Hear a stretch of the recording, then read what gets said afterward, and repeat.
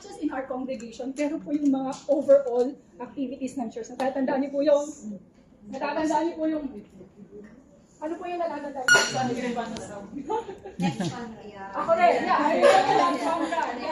Get ready, guys.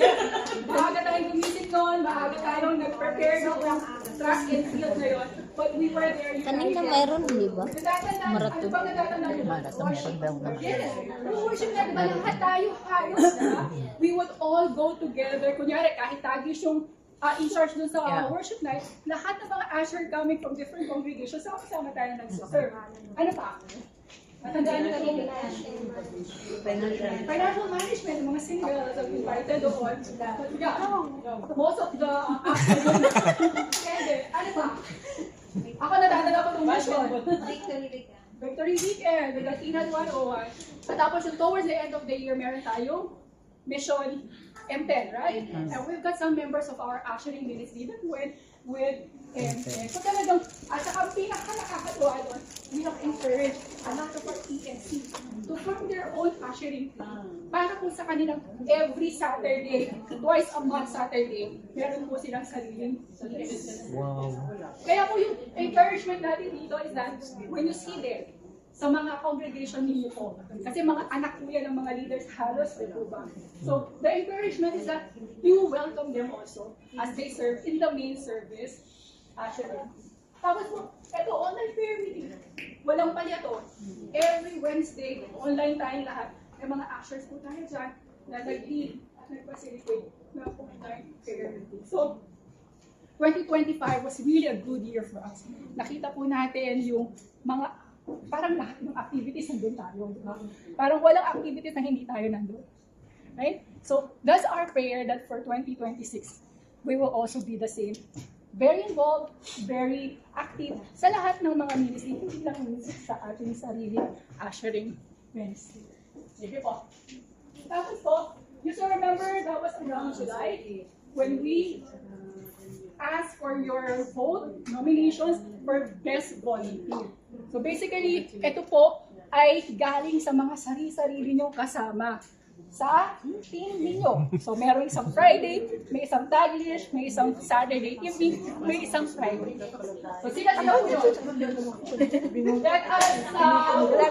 Let us all these people here. Ayun na daw, Ate Meg. We got Pino, we got Aya, we got Angie, Nanay, Eddie, and Nanay. Let's go, come on po. Complete name. Buti pa siya. Kasi Ate Meg. Yun. Nakakatuwa po isipin na kayo po ay binoto ng sarili niyo. Pangalan mo. So, wala pong kinalaman. Yeah. Wala pong kinalaman. Wala pong kinalaman. Ito po ay galing sa inyo. So, these are the people who you feel like deserve to really be part of the Live na naman yan.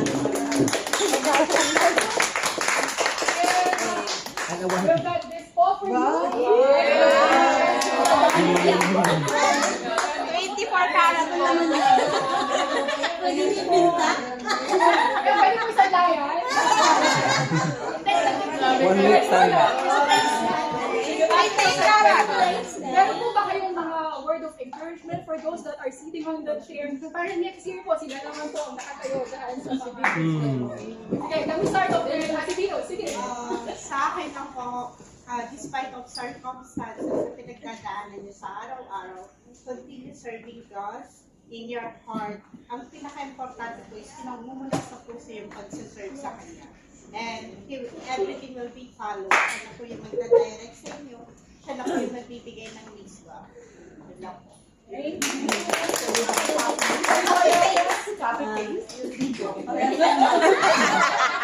Copy-paste na lang.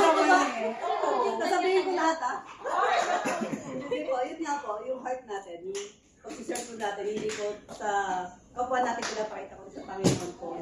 Yung kanabi ng pag-serve natin sa Panginoon. Amen. Grupo, sige po, Ate Beth. Ate Meg. Ate Beth.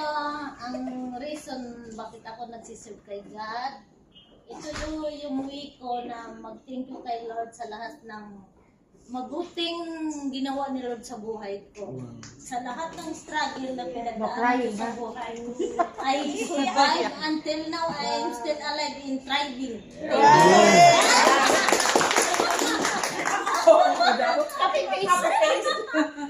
For me, yes, I think kailangan natin, we need, tamos lahat, we just serve by God, not for the other leaders or something, para lang maipakita. Pero we always think that we serve to God, and I think every time when I go to usher, not only ushering, even in the other ministry I do, but I feel like happy every time when I serve to God.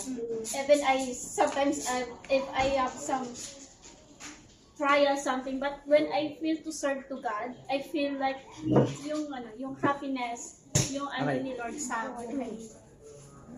So we need to serve by God, para sa Kanya, hindi yung iisipin natin yung sa church or something from the other people, but only for the God.